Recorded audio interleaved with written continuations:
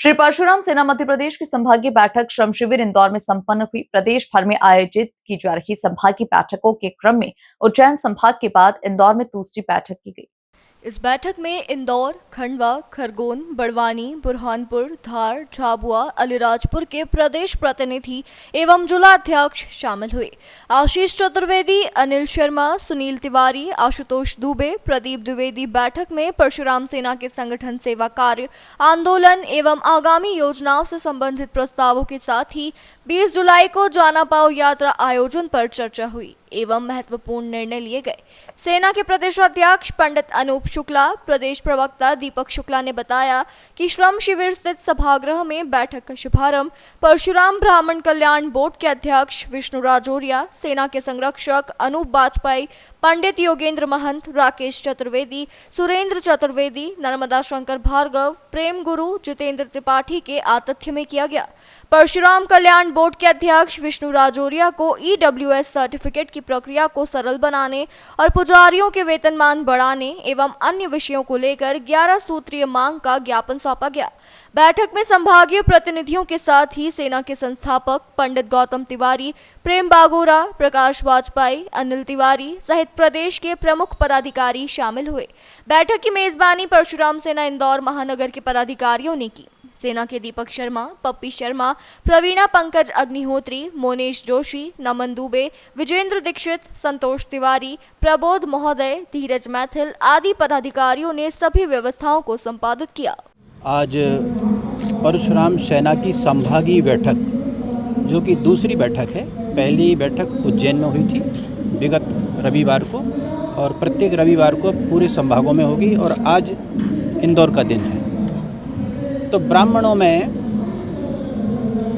जो समस्याएं उनके जीवन में आ रही हैं, विशेष रूप से जो निर्धन वर्ग के ब्राह्मण हैं, वो जो केवल पूजा पाठ कर्मकांड करके अपने परिवार का भरण पोषण करते हैं, उनके पास और कोई व्यापार व्यवसाय नहीं है, ऐसे निर्धन ब्राह्मणों की चिंता है।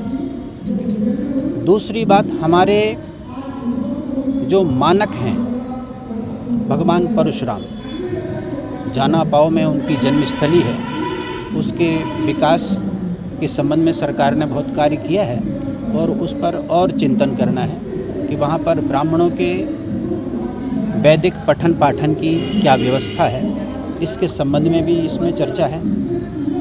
और विगत बैठक में जाना पाओ के यात्रा के संबंध में सुरेंद्र जी ने विषय उठाया है। तो सारे मध्य प्रदेश से, प्रत्येक संभाग से, प्रत्येक जिले से प्रतिनिधि ब्राह्मण समाज के वहाँ पर पहुँचेंगे, तो इस विषय पर चिंतन करेंगे। साथ ही परशुराम कल्याण बोर्ड, जो कि विगत पूर्ववर्ती मुख्यमंत्री जी ने गठन किया था, उसके संबंध में भी चर्चा होगी। और इन सब विषयों को लेकर आज हम इंदौर संभाग की बैठक में यहाँ पर उपस्थित हुए हैं। अनारक्षित वर्ग को लेकर भी यहाँ पर बात हुई है कि उसको भी स्पष्ट होना। देखिए, आरक्षण एक ऐसा विषय है कि इसका निर्धारण तो संसद के द्वारा होता है, लेकिन फिर भी हम ये मांग यहाँ पर उठा रहे हैं और सभी सामान्य वर्ग की जातियाँ उठा रही हैं कि जो सीट सामान्य के लिए आरक्षित है, उस पर सामान्य को ही स्थान प्रदान करना चाहिए। और ये संवैधानिक भी है, क्योंकि राइट फॉर इक्वलिटी, संविधान में राइट फॉर इक्वलिटी जो धारा है उसके अंतर्गत आती है। एक विषय और आया है कि हाई कोर्ट में अजाक्स ने एक याचिका लगाई थी कि जो सरकार द्वारा संधारित देव स्थान हैं, उनमें SC ST वर्ग के पुजारी क्यों नहीं हैं। तो इस पर भी चर्चा होगी और इस पर भी हमने बहुत सारे विद्वानों से संपर्क किया है, बातचीत की है। तो ये भी राइट फॉर इक्वलिटी में आता है, क्योंकि जो कार्य पौराणिक काल से, प्राचीन काल से निर्धारित हैं, वर्ण व्यवस्था से चले आ रहे हैं और उनमें ब्राह्मणों को पूजन के योग्य बनाकर, उनको शिक्षा दीक्षा देकर और फिर पूजा के योग्य बनाते हैं, तब वो देवताओं की अर्चना करने में सक्षम होते हैं। तो ऐसे ब्राह्मणों को पूजा अर्चना करने का अधिकार प्राप्त है और प्राचीन काल से है। तो भगवत गीता में तक उसका उल्लेख है, सारे शास्त्रों में, पुराणों में उल्लेख है। तो क्या संविधान में उनको स्थान प्राप्त नहीं होगा? जो उनका कार्य है, प्रत्येक व्यक्ति के अपने अपने कार्य हैं, उन कार्यों को वो करे।